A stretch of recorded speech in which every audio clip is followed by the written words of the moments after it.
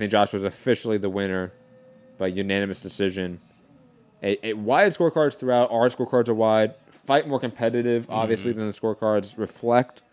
But AJ clearly just had a game plan that he stuck to. And Andy Ruiz, as Santiago said just a minute ago, he fell into sort of like willingly and never got out of. Yeah. He accepted the terms of the engagement that AJ presented and really struggled in this fight to get his game going. And AJ was completely content being on the outside, jabbing, and just slightly outboxing Ruiz for a decision and not really engaging on the inside. Smart tactical performance from AJ. Definitely one that I think he probably needed just to get the confidence back in a way. Because if he went guns blazing with Andy Ruiz, I don't think he would have won this fight, to be honest. Like, there was enough exchanges we saw where I think if he really wanted to get in the firefight with Andy Ruiz, he probably wouldn't have won that fight. And this was the only real path of victory for him. And your thoughts on the matchup with the fight? Yeah, I agree with pretty much everything you said there. Joshua did exactly what he was supposed to do. He was supposed to just go out there and win. And everything else be damned. Win this fight. Get through this. Get those belts back. Get your power on the negotiating table back. That's what he had to do. That's what he did.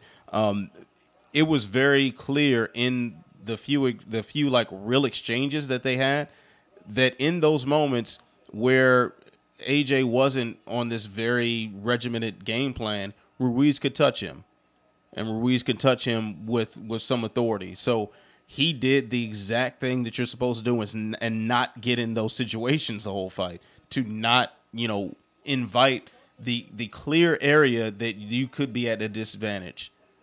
He did what he was supposed to do. This was incredibly smart fighting. This is, that's what he did. Exactly. It was the performance he needed to put on to get back into his momentum as a career, as a brand, as a fighter. He needed this fight. As satisfying as it probably would have been for AJ to finish Ruiz, it was more important that he win the fight as opposed to take the risk that would be necessary to get the finish. And that risk was probably unnecessary. Totally unnecessary. To be honest. Totally unnecessary when you are the bigger guy, when you do have the jab, when you slim down to be on your back pedal, to kind of get on that bicycle and move around and pick your spots and maintain the distancing better. He did what he had to do, and that's what the best in the world do. Mad Dog in the chat saying, who does AJ fight next? We'd like to say the winner of Wilder Fury. If the timing doesn't work out, obviously. When Wilder Fury is what, February? Yeah, he's probably going to want to fight first half of 2020. So they fight, if he fights at some point, at someone around the same time as Wilder Fury too? That's what I'm thinking. Okay. Like an April or March fight probably is what I'm thinking. Yeah. And then anything, if that fight happens, the AJ versus whoever that is winner, and then Wilder versus Fury 2 winner, that would happen maybe late 2020. Because all these guys are 2 fight a year people, let's be honest. Well, the thing is, I'm not quite sure. After losing to Ruiz in what was supposed to be like just a setup fight for Joshua, I'm not sure if he takes the risk. If it's a clear path to the winner of Wilder Fury and that big payday. Now, what if we have an issue of sanction bodies where you have mandatories, you might be stripped of belts? Man, give a shit about them belts. Yeah. And throw them belts in the trash can, Riddick Bowe style. If you want the money. No, I understand. And because no matter what happens with all those belts, the only 3 champions that anyone gives a damn about are Deontay Wilder, Tyson Fury, even though his title's lineal, and Anthony Joshua. So Anthony Joshua, if he gets stripped of whatever belts because he didn't take a mandatory, so be it. He's the lineal in that sanctioning body now. So okay, and he's still a big star. So the money follows him. Yo, Eddie Hearn looks so happy right now. Oh, yeah. Yo, you look like he's crying. Yeah, he is. So relieved. People bring up the obvious, more realistic options because I don't think AJ waits for that fight, and I think AJ doesn't fight the winner of that fight. Let's be honest. Yeah. I'm just hoping it doesn't happen. Alexander Usyk and Kubrat Pulev, both mandatories to his respective belts. And Usyk just fought. Yeah, So the timing is probably they good for them. fought the same nights. And the WBO belt is up, and that's the one that could be stripped more likely than the Pulev one. So it's possible that we get a situation here where one of those belts is stripped, and he picks either a Pulev or an Usyk. One of those is sort of in-house, so to speak, within the Matchroom and DAZN umbrella, which is Usyk, so that'd probably be the easier fight to make. But we know Usyk and Derek Chisora has been lined up for a fight. It's interesting. Plus, I mean, Joe Miller is allegedly back with Top Rank. Do you try to get that fight again? Because, I mean, that fight had... Yeah, it had some heat on it. Yeah, it could sell in a way. You try to go back to the U.S. with that fight in some way, even though Joe Miller obviously popped and all that stuff. But let's be honest, it's Eddie Hearn. It doesn't matter. He promoted Dylan White and Alexander Povetkin. So he promoted KSI Logan Paul, too. Oh, that it doesn't matter anymore. It doesn't matter anymore. Yeah. Just make good, interesting fights. And there's a lot of fights that could be interesting. Dylan White rematch, even though Dylan White looked like pretty bad. Pretty garbage tonight. Yeah. That rematch still sells significantly in the UK, obviously. And plus, it's a good fight. I mean, Dylan White's a top 6 heavyweight in the world. There are options for AJ. That's what I'm trying to say here. And because there are options, the idea that Wilder Fury 2 and then this guy, AJ, are going to fight each other and we're going to get Kumbaya and we're going to get an undisputed champion, it's boxing. I doubt it. Yeah, it's just I feel like it should be clear that taking unnecessary risk with these big paydays can backfire. The Ruiz upset win was the perfect example of that. Tyson Fury probably should have had his fight. I forget the guy's name he fought. Probably should have had his fight stopped on the cut. Otto Wallin. Yes, that fight probably should have been stopped on the cut. You know, so you're taking too many chances with these guaranteed big money fights that everybody wants to see, and it, from a sporting sense, are the best fights to put on anyway. So it's kind of like just go get that, just do that. And I know we've had this argument with boxing forever. You know, it took what Mayweather Pacquiao was 6 years too late. Yeah. You know, so I'm sure this won't be the won't be the last time that we're yelling into a microphone about this. But damn it, it's hard not to just be eternally frustrated at the idea that you're squandering these big fights because of, you know, two guys who make tons of money can't just sit in a room and decide who's going to split the ton of money which way. It's just stupid. You know, Santiago bring up a point. I was talking about this the other day, and we're going to get to callers in a second after I talk here. 323-870-4051. Press 1 to in the queue. JP, I see you there. Don't go anywhere. Skype Mix Combat Radio if you want to call in internationally. In a weird, like, psychotic way, promoters are more scared of losing the big fight than losing the in-between fight. For kind of, like, obvious reasons, because the in-between fight is usually an easier fight. It's one in your minds you can win. But we've seen so many big fights be derailed because of that. And plus it just leads to this stagnant matchmaking of the sport where you get big-time fighters constantly fighting subpar competition because their promoters are too scared of when they put their big fighter in with the big fight with another promoter, another network, they lose. And they don't have a chess piece on the board anymore. But they still do. I mean, this is combat sports. People rebound from losses. Like, I know there's that narrative in boxing that, like, if you take an L, it's hard to come back. But traditionally speaking, that's just not true. And it's ahistorical. And if we're keeping up the chess analogy, like, what's the point of having your queen on the board if you're not going to use her? It doesn't really make any sense to try to... You hear that, Terrence Crawford?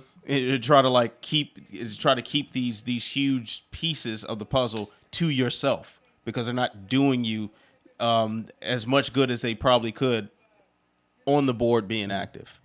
I agree completely. Let's go to callers. Santiago, final thoughts, obviously, on the fight, the overall night itself.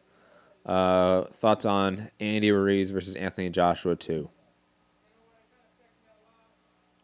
Santi?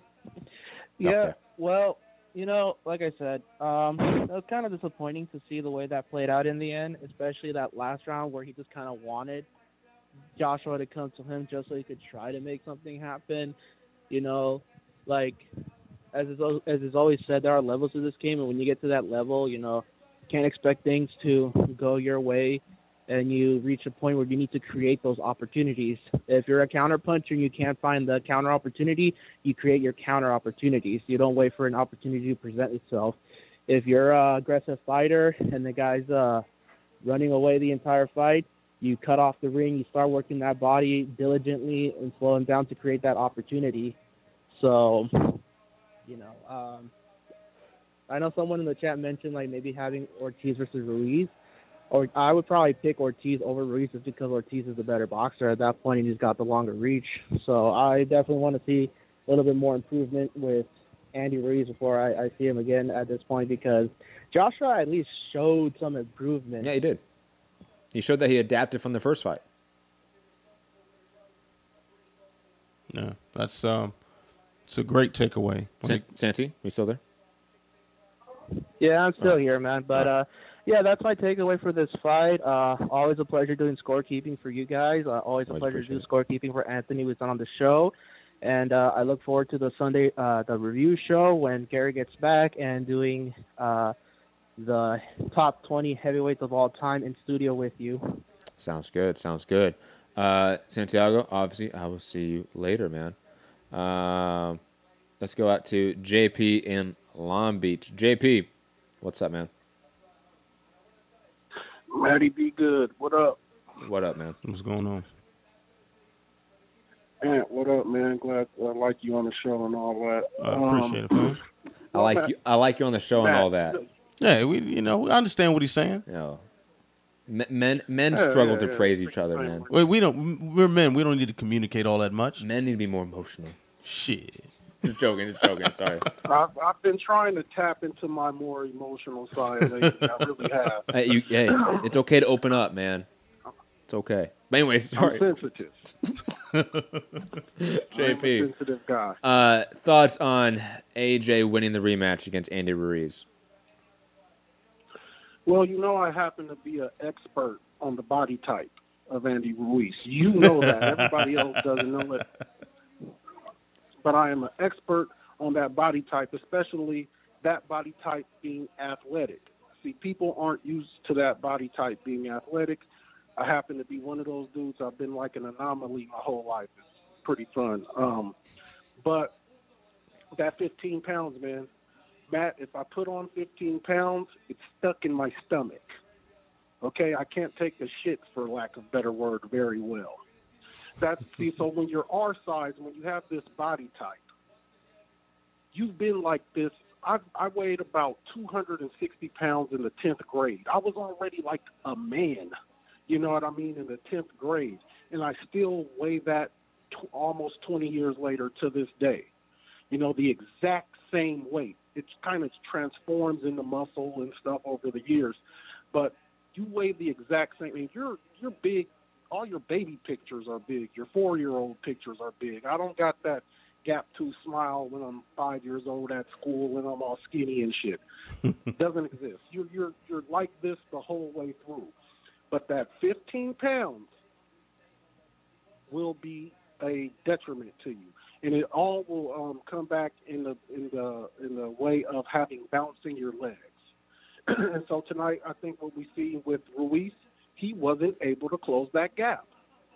And he had to wait until Joshua engages with him to have some success as far as attack goes. But he needed that bounce in his calves, in his legs, in his lower body, the lateral part of it, kind of i.e. how you see Pacquiao, to close that gap. That 15 pounds, to me, would hold him back and not let him have the bounce in his legs to close that gap to get off those shots. Without that, Joshua did what he was supposed to do, stuck to the game plan, and he was the bigger, longer, rangier fighter, and it was the easy fight without Ruiz being able to mount that attack. And that's just, to me, him lack of discipline. That rocket to success that he was on, he probably never dreamed he would reach that level that quickly. And, man, it's just one of those things, and everybody has a comfort level. And maybe Andy Ruiz has found his. being a champion like Canelo and Mayweather and having a tenure of championship fighting for a decade, that's a mentality. It's not a skill. Everybody else has a comfort level. We're glad to see that Anthony Joshua, all is right in the world. The earth is back on its proper axis. Yep. Because Anthony Joshua looks like the champion, man. Even though Andy Ruiz is my brethren in body type, and I'm always pulling for us little short fat dudes. I still want my heavyweight. I want my quarterback to look like Tom Brady. I want my heavyweight champion to look like freaking Anthony Joshua. So all is right in the world, man. That weight, and truly he didn't have the lifestyle, man. And that's really what I think happened there. Quickly, because I know it's you, JP. You love conspiracies in a way, right? Like the best of us. Absolutely. You watched that Dylan White performance, right?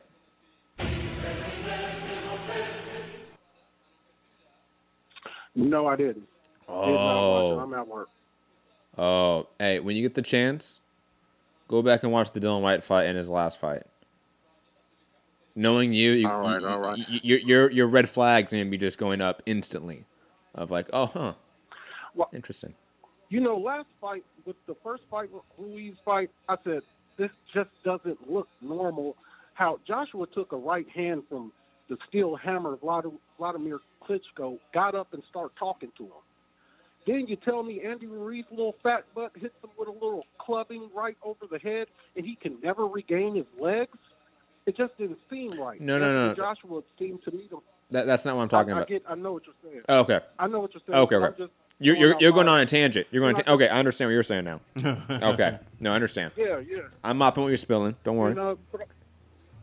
But still, though, man. Still, I just think we'll see Anthony Joshua's laid the hell out down here in a coma with his legs shaking if he gets into the ring with Deontay Wilder. I really think that'll be the outcome. Fury can fight them all because, he's hard to catch up with all that. So, but I think Wilder will lay AJ out pretty badly, man. It's not a good matchup for him. Better matchup for AJ would be Fury. That's my call, though, brother. Hey, Matt. Yes. I need to get you to the crib, man. I need to get you over to the house and get some of your expertise. I'm gonna pay you though. All right, anytime, man. You got my number. Hit me up. All right, later. Yeah. Peace. So, it's gonna be interesting, sort of aftermath of this night. Yeah. And just the heavyweight division as a whole. The heavyweight division right now is such an interesting and ever-changing division, right? Guys fall out of contention really fast. Guys fall out of favor really fast. Perception of who's the best guy in the division has shifted within the last 2 or 3 years, at least 3 or 4 times, right? I mean, 2017, AJ was on top of the world. Within that time frame, I think Fury had a moment where people were like, oh, Fury's the best guy. Wilder's had a moment where everyone goes, oh, maybe Wilder's the best guy just because of his power, right? He's gonna knock out everyone. He has the timing, the accuracy of that right hand. He's just gonna knock out everyone. And even Andy Ruiz, to a period of time, was looked at as like maybe he's the best guy in the division. A lot has changed in just 2 or 3 years in this division, and it's fascinating to me. The heavyweight division is definitely on a boom period of the last few years. That when I was like coming up in combat sports didn't exist. Like I came up in the Klitschko era. Oh yeah. That wasn't an era that was popping. Heavyweight boxing was not the most popular thing in those moments. No. I got the very tail end of Tyson, man. Like that didn't really count.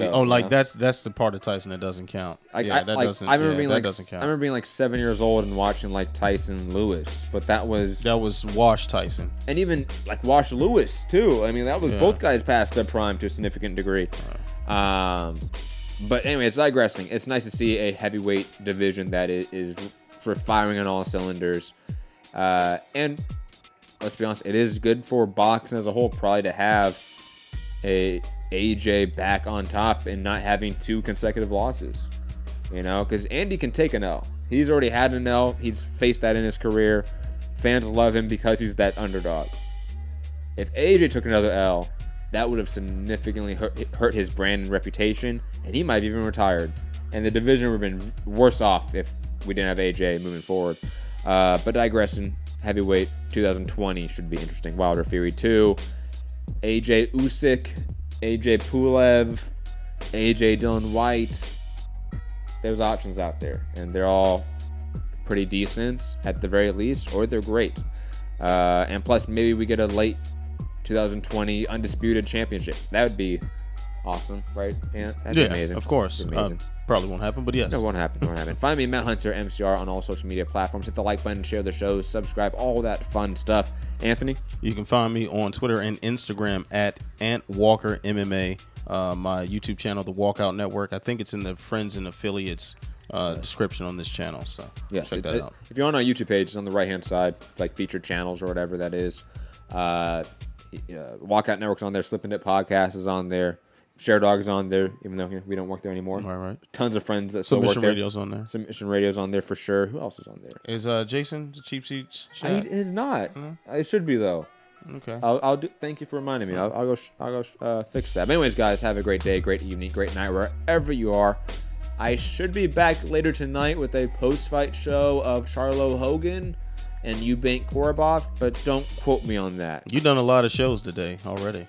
Yeah, and plus I put out like 30 videos last night. We had like 2 or 3 shows in the last 48 hours too. You know, like we did a show 2 days ago. That was the second show of that day. I did a show the next day, put out 30 other videos, and then we did 2 shows already today. Oh, content machine now. Content machine, guys. Subscribe, hit the notification bell, patreon.com/Mixed Combat Radio. You know where to go. You know what to do. It's YouTube. You guys have been around for decades. Peace. These nuts. Everybody's on steroids. The whole UFC, everybody. Just send me location. That's fucking illegal. It's bullshit. Fuck that shit. Fuck boxing. Fuck boxing. You're the only person that says that.